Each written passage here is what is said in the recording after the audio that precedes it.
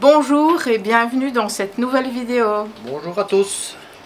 Donc c'est une vidéo qui est tant attendue par certains. Je sais que certains ont attendu cette vidéo avec impatience. Et donc ce sont les plus et les moins des vélos.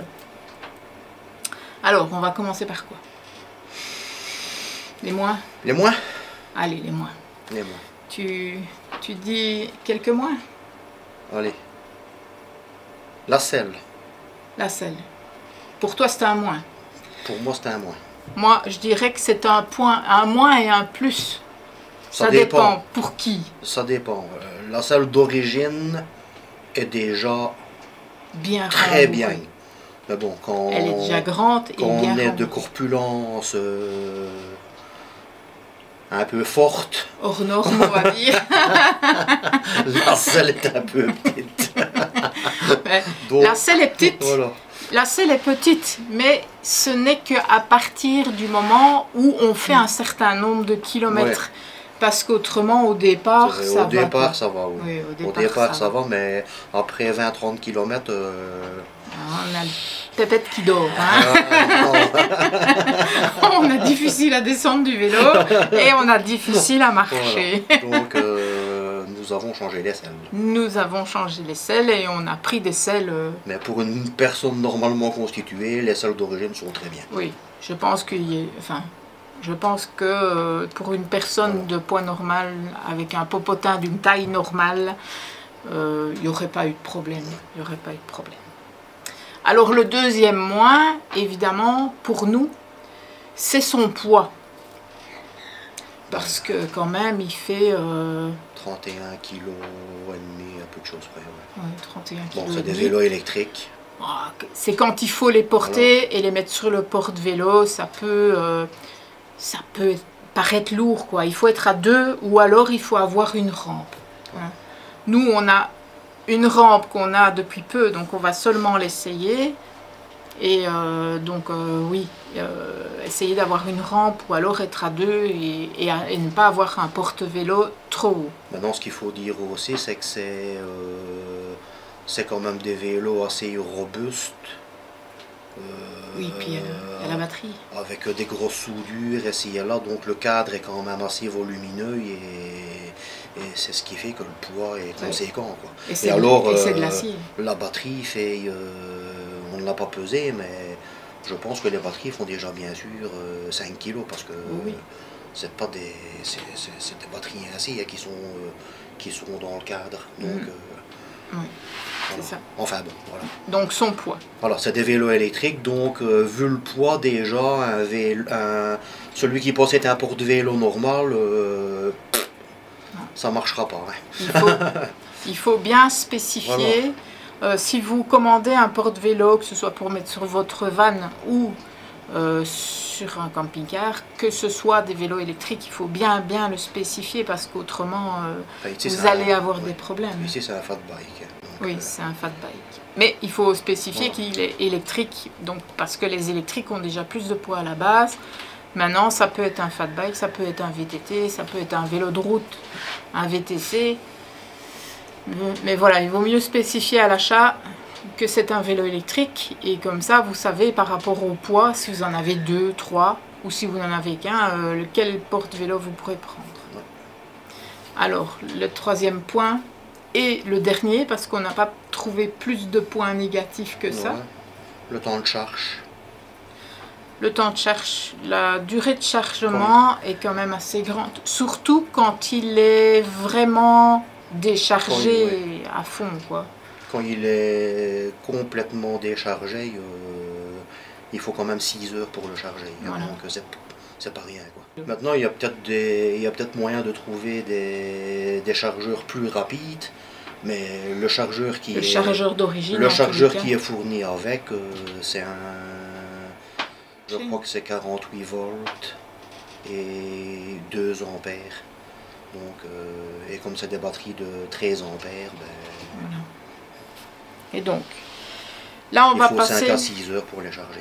Oui, 5 à 6 heures. Il faut compter qu'avec les batteries d'origine, c'est 5 à 6 heures. Quand on est complètement, quasi complètement déchargé, parce qu'on ne vide jamais la batterie à plat, complètement à zéro. Complètement, il faut quasi 6 heures pour la charger. C'est quand même long, quoi. Voilà. Donc maintenant, on va passer au plus, parce qu'on n'a pas trouvé de points négatifs, plus que 3 points négatifs en fait. Maintenant, on les a depuis le mois de juin, mai, juin. Ouais. Et 6 mois. On a fait plus ou moins entre 200 et 300 km avec. 300-400 km. Voilà. Et donc, on ne sait juger que sur cette période-là. Et on n'a pas eu de problème avec. Donc voilà. Alors les plus. Eh ben, on trouve qu'il est pratique.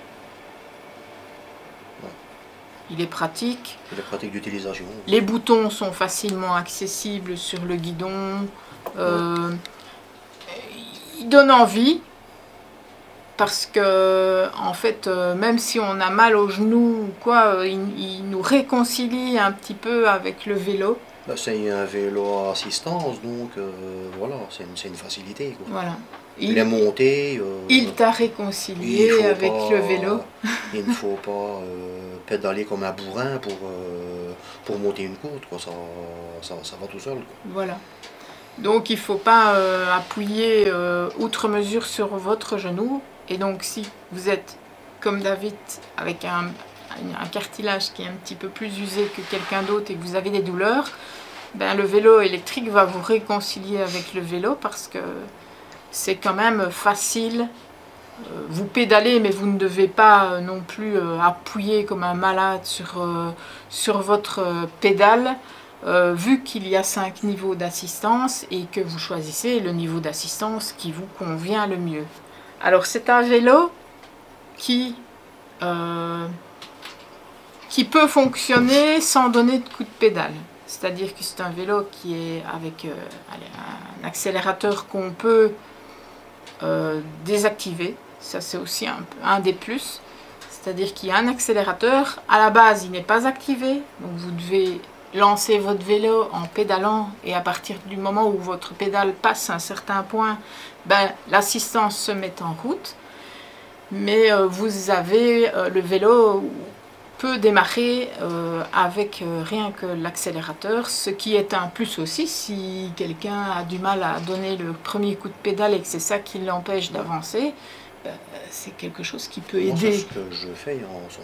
Oui, voilà. Je démarre à l'accélérateur, comme ça je suis lancé et après je pédale. Voilà. Comme ça c'est plus facile. Donc voilà.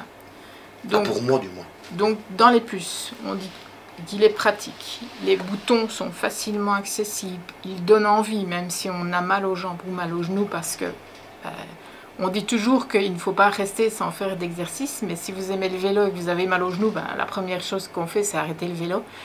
Mais avec ce genre de vélo, c'est un vélo qui va vous motiver à travailler un petit peu la pliure de vos genoux. Non, oui, mal aux genoux... Oui, maintenant, il faut voir dans quelle limite. Voilà, si vous ne savez pas plier votre genou, vous allez avoir dur quand même. Donc voilà, ça dépend le degré un n'est pas l'autre. D'atteinte de vos genoux. Évidemment, il vaut mieux demander au médecin aussi si vous pouvez, parce que voilà. Alors, il donne confiance, parce que quand on le regarde de premier abord, il a de grosses soudures, donc on a l'impression qu'il est costaud et j'ai l'impression qu'il est robuste. Hein. Il est robuste. Donc voilà, il donne confiance. Alors en 5, on avait mis que les freins à disque. Donc il a des freins à disque, même s'ils ne sont pas hydrauliques sur ce modèle-là, parce qu'il y a un modèle, je crois que c'est le Engine X Pro qui a les freins hydrauliques. Mais malgré qu'il n'a pas les freins hydrauliques, ben, les freins à disque sont quand même intéressants. Ils freinent bien. Quoi. Ouais. Ils freinent bien pour l'utilisation qu'on en fait. Hein. Maintenant, oui, c'est pas des vélos non plus pour aller faire le foufou. Pour aller faire le foufou et voilà. Hein, Oui, c'est pas des freins hydrauliques, c'est des freins à disque à câble, mais ça freine très bien, hein, il n'y a pas de problème. Quoi. Voilà. Donc on trouve que c'est un avantage, voilà, en fait. On ne roule pas du 100 km/h non plus, donc voilà. Voilà. Alors, qu'est-ce qui peut être un autre avantage? Les pneus. Ouais. Les pneus qui sont larges. Les pneus sont larges, on passe partout. Oui. On s'est roulé un peu dans toutes sortes de matières. Dans les bois, sur route.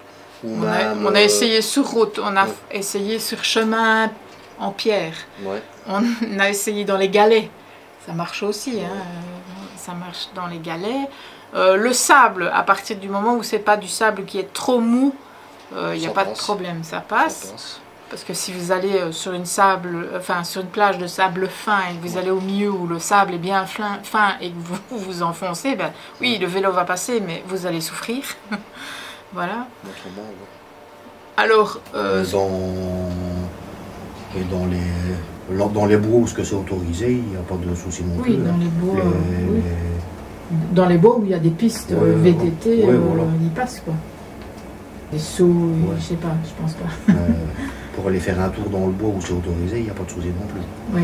Voilà. Ça tient bien la route, il y a des pneus avec des bourgs crampons, donc ça adhère bien à tout type de route.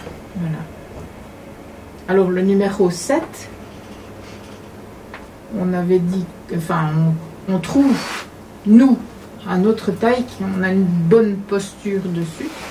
Donc on est le dos bien droit, on n'est pas courbé dessus comme sur un VTT où on doit vraiment parfois, on a les épaules qui sont tirées, tendues. On a pas mal au dos, on a le dos qui reste bien droit sur le vélo, on est assis dessus.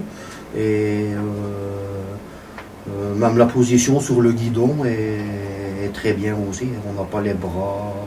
Le guidon n'est pas réglable n'est pas réglable. Non, mais le guidon est droit, donc en fait, même si on le tourne, ça ne le avance pas vers toi.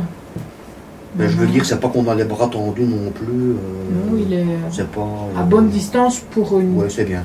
Personne de taille normale. Pour un enfant, évidemment, il va se retrouver avec le... C'est pas un vélo pour un enfant. C'est pas un vélo d'enfant, mais si c'est quelqu'un de plus petit, peut-être qu'il va se retrouver. Mais bon, le guidon, je pense qu'il est réglable et la selle aussi, donc il y a moyen de... Ah oui, en hauteur. Oui, non, moi je voulais dire en inclinaison. En inclinaison, voilà. Non. Ben, de toute façon, oui, en inclinaison, le guidon est droit, donc c'est un peu compliqué de le régler. Parce qu'il y a des vélos que le guidon est inclinable. Oui, il y a un genre de molette qui fait qu'on peut avoir des degrés différents. Alors le vélo est pliant.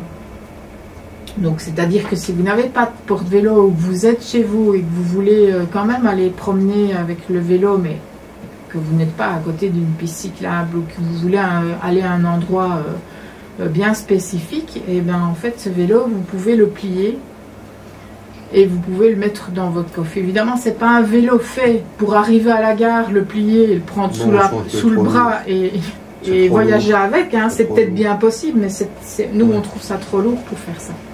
Mais autrement... On sait plier le guidon et plier le vélo en deux. Enfin, presque en deux. On va essayer de mettre une photo pour illustrer un petit peu le pliage. Et alors, il a envie de le prendre dans le coffre de sa voiture pour aller... qui n'a pas de porte-vélo justement, et qui veut le mettre dans le coffre de sa voiture pour aller faire un tour quelque part.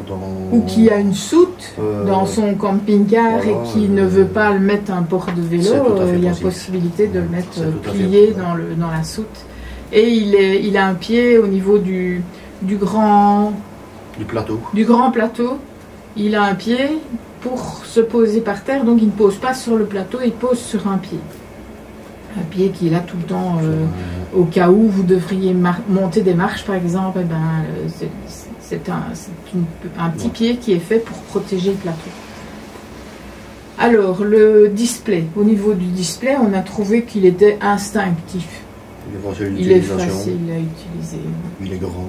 Il est grand. Vous avez le display, il est grand, vous voyez bien la vitesse, vous voyez bien le numéro d'assistance. Les Vous barrettes avez de batterie, les barrettes oui, de, les barrettes de batterie. les barrettes de charge pour la batterie. Vous voyez aussi, enfin à côté du display, vous avez une petite, un petit genre de petit interrupteur avec un plus et un moins, où vous retirez ou vous mettez l'assistance plus haut, vous la baissez, enfin c'est pour le réglage de l'assistance. Alors les pédales sont pliantes, donc en fait parfois, oui le vélo se plie, mais il y a les pédales qui dépassent des deux côtés. Les pédales se rabattent. Et les pédales se plient, donc elles se rabattent vers le bas ou vers le haut. Hein. Voilà, ça dépend comment elles sont mises. Comme David l'a dit, un des points positifs aussi, c'est que le guidon se plie. Il y a parfois des vélos qui se plient en deux, mais il y a le grand guidon qui dépasse, et là on est coincé aussi pour mettre dans la soute ou quoi, mais non, ici le guidon se plie de manière à être baissé et que quand il est plié, il prend un minimum de place, quoi. Je ne sais pas combien ça peut mesurer quand il est plié, mais il prend un minimum de place. Donc on sait plier le guidon et on sait le plier en deux. Donc, voilà. Ça c'est aussi un des points positifs qu'on a relevé. Il y a 5 niveaux d'assistance. Je ne sais pas si c'est un point positif, si on peut le mettre dans le point positif ou pas, parce que pardon, les niveaux d'assistance, je ne sais pas les autres vélos jusque combien ça peut aller. On n'a pas regardé d'autres vélos, nous on a juste regardé... Ici on a 5. Ici on a 5.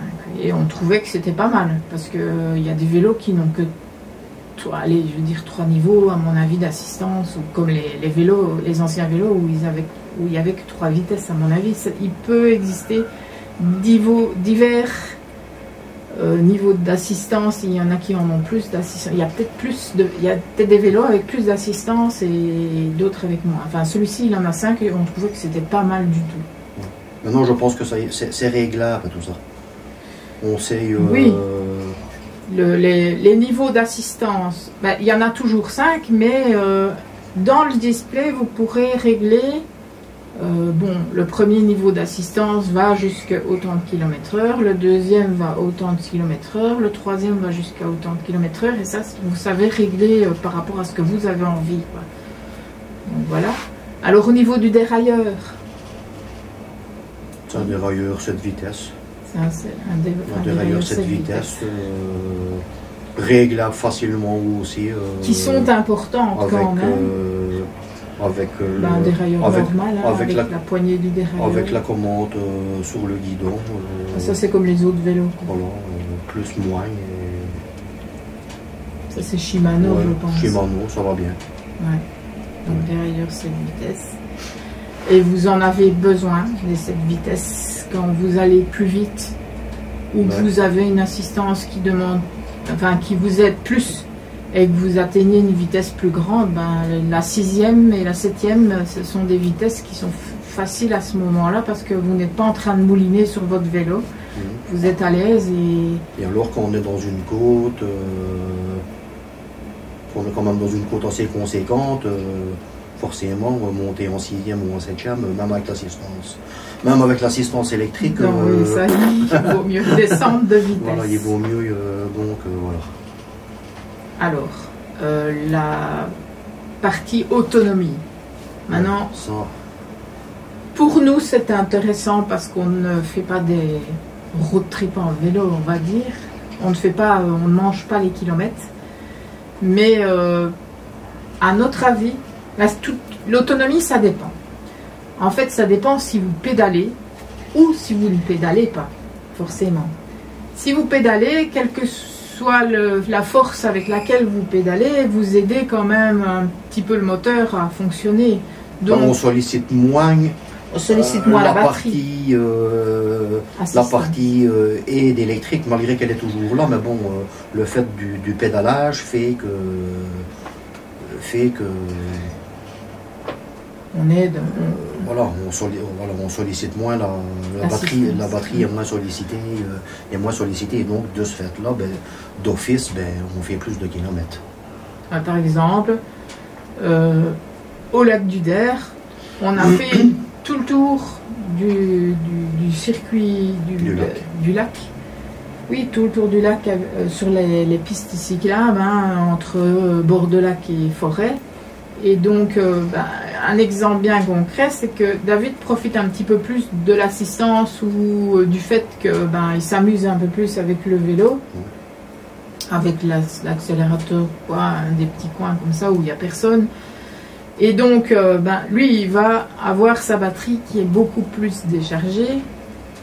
Ne fût-ce que au niveau du poids, par exemple, il est plus lourd que moi, la batterie va se décharger un peu plus vite que pour moi. S'il pédale un peu moins, la batterie va aussi se décharger un peu plus vite que moi. Donc le lac du Der, je crois que c'est 40 km le tour, ou un peu plus, je ne sais pas. On a fait le tour du lac et moi je suis arrivée et ma batterie n'était pas déchargée. Je crois qu'il restait 2 barres de batterie. Tandis que moi, j'étais quasiment... Oui, toi tu étais quasiment à plat, mais en même temps il s'est amusé, quoi. Enfin, il partait loin devant et puis il revenait, il repartait loin derrière. Je pédalais pas. Oui.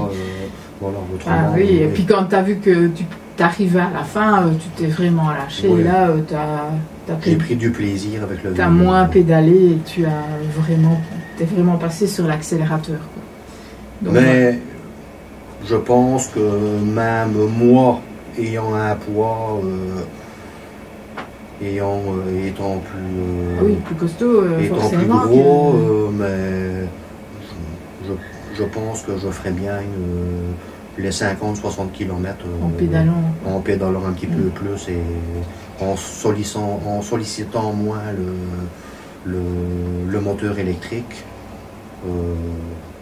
Je pense que je ferais facilement les 50-60 km avec ce qui est déjà bien. Hein. Et en plus, c'était au début. Et en plus, on l'a essayé au début qu'on l'avait. Donc, on ne savait pas trop. On chipotait un peu. Ça aussi, quand on attrape l'habitude, on sait un peu plus gérer l'assistance. Voilà.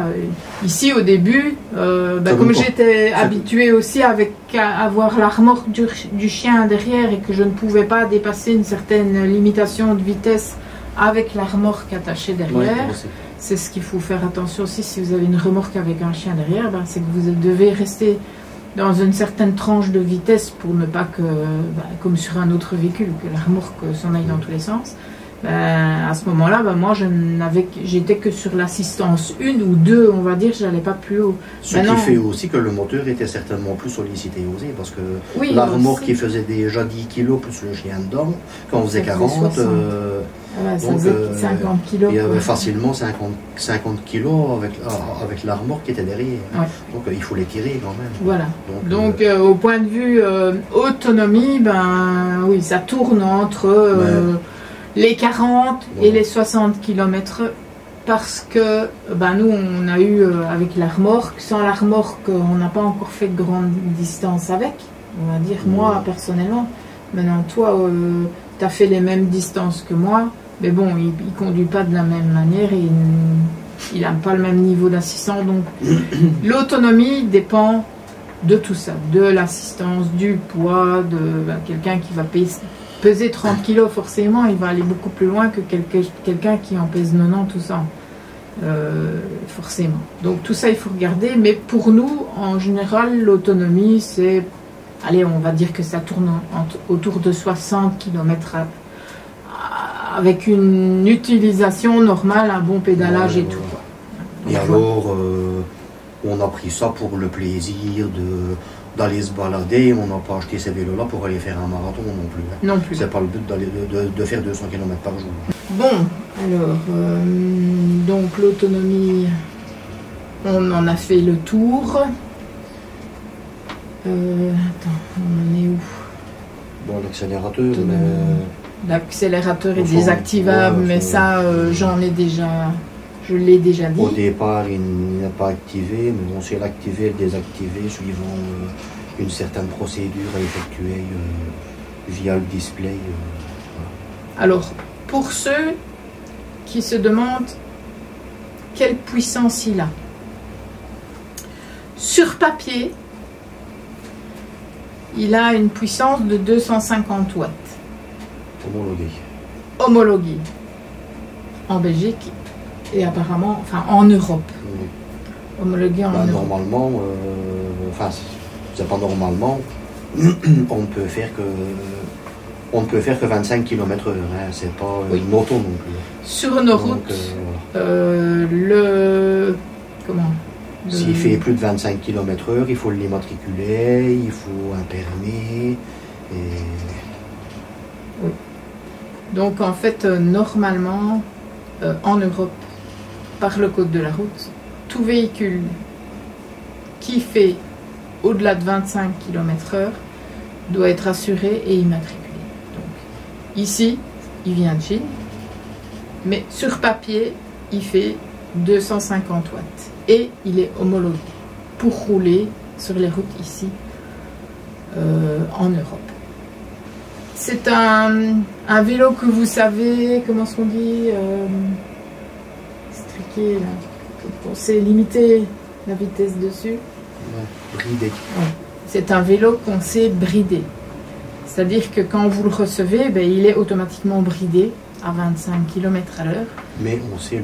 On sait, il y a des techniques pour le débrider. On mettra en description une autre chaîne qui vous explique comment régler le display, les vitesses, les assistances et comment faire pour le débrider. C'est une chaîne qui est vraiment super bien faite et qui explique tout ça et qui sait vous montrer aussi comment, enfin, lequel choisir dans les vélos.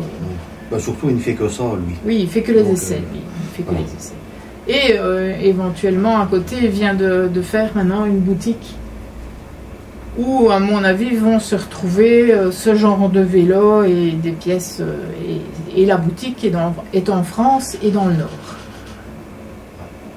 Je ne sais pas où exactement, mais en France et dans le Nord, on vous mettra la chaîne soit à l'écran ou alors on vous la mettra en description. Alors, le porte-bagages, on trouve ça quand même... C'est un porte-bagages solide, hein. Oui. Tout en acier. Avec aussi des grosses soudures. Il est juste limité à 25 kg. Donc vous ne savez pas prendre... On sait mettre plus, hein, mais bon, voilà. Oui, voilà, mais pour pas qu'il bouge et que... Voilà. Mais Il le limite à 25 kg. C'est des gros tubes, des bonnes soudures, et il est bien fixé. Mais il est intéressant parce qu'il est large. Donc on sait mettre des sacs assez grands dessus. Et on vous montrera le sac qu'on a mis avec le casque dedans. Comme ça, c'est quelque chose que, comme nous, vous savez qu'on est en van et que la place est très très limitée, c'est quelque chose qu'on met le casque dedans, on laisse le sac sur le vélo et le vélo, on le met sur le porte-vélo et voilà. Alors, après, le porte-bagages. Bon, on l'a dit, hein, on a marqué pas de souci pour tracter 50 kg, forcément. On avait un gros chien. On avait la remorque, donc le poids de la remorque, le poids du chien, on a attaché ça au vélo et on n'a jamais eu de souci pour le tracter. De toute façon, la remorque était limitée à 15-20 km/h, pas plus, donc je crois que c'est 20. 20, hein, je crois. Je crois que c'est 20 km/h. Oui, je ne pouvais pas aller plus de 20.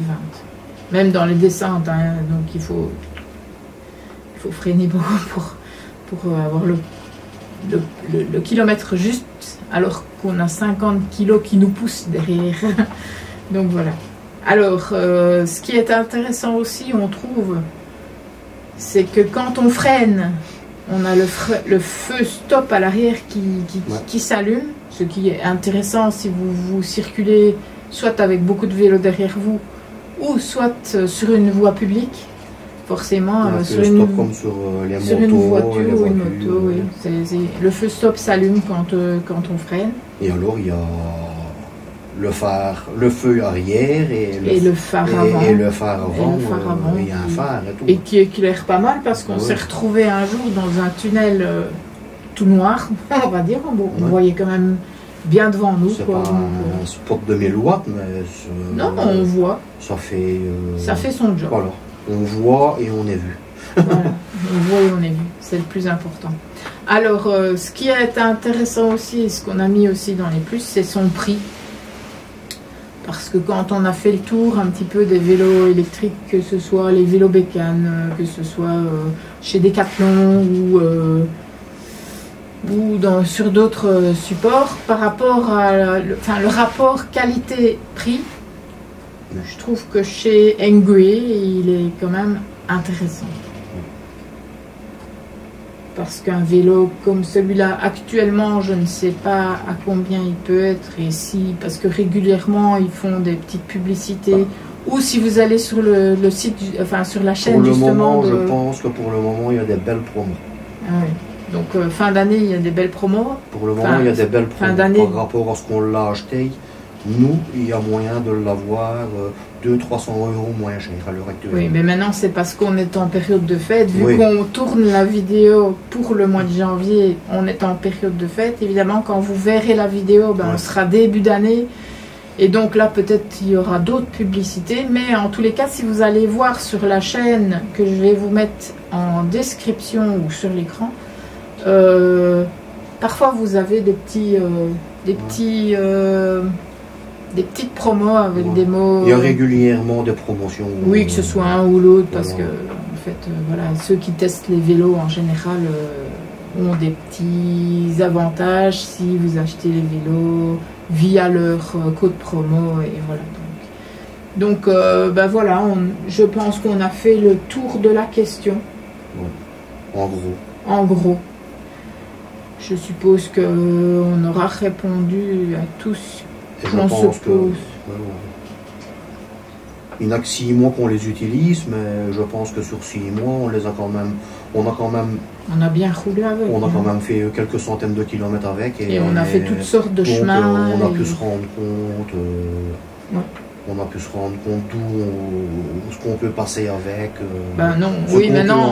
Maintenant on répète que nous on fait c'est du tourisme, hein, évidemment. On va à la forêt du lac, au lac d'Orient, on va se promener autour du lac, donc c'est plat.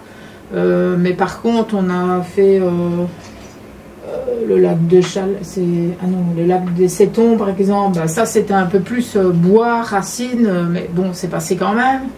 On s'est retrouvé sur la route. Il y a un autre endroit où, le lac du Der par exemple, il y a un peu de tout aussi, soit c'est asphalté, soit il y a des cailloux, donc voilà, maintenant on s'est retrouvé aussi au Val-Joli avec des routes dans la forêt, et ça ne nous a pas posé de problème non plus. On s'est retrouvé dans des champs, on a à peu près utilisé. Il y a vraiment qu'en montagne qu'on n'a pas été, et faire vraiment des sentiers de VTT purs, ça on n'a pas fait. Même dans des assez gros cailloux, ça passait. Ah oui, on a roulé tout doucement parce qu'on avait peur quand on est allé de tomber et quand on est allé à Saint-Martin d'Ardèche par exemple, là on s'est retrouvé dans un chemin où il y avait quand même pas mal de galets, des gros galets, et ça a passé. Et on n'a pas eu de problème de pneus ni de dégonflement de pneus. On a eu peur pour les pneus ici et là, mais non, ça a été. On n'a rien eu. Non, rien. Franchement, jusqu'à maintenant. Et ben voilà, nous allons, je pense, clôturer on avait fait une petite anti-sèche, mais on a fait tous les points, on a vu tous les points. Maintenant, ce qu'il y a aussi, on ne dit pas que c'est le meilleur des vélos, hein. Nous autres on a acheté celui-là. Maintenant. On a regardé, en fait, en réalité, comment on a choisi le vélo, on est allé sur cette fameuse chaîne dont on vous parle. On la trouve très intéressante, et c'est pour ça qu'on vous donnera le lien, parce que vraiment lui, il a tout un éventail de vélos, que ce soit du plus petit vélo électrique au plus gros, et il teste tous ces vélos-là, et on a choisi par rapport à nos besoins, à notre corpulence, à ce qu'on avait envie de faire. Oui, parce qu'il faut dire aussi, ça on a oublié de le dire, c'est quand même des vélos qui peuvent supporter jusqu'à une personne de 150 kg. Oui. Que tous les vélos ne sont pas...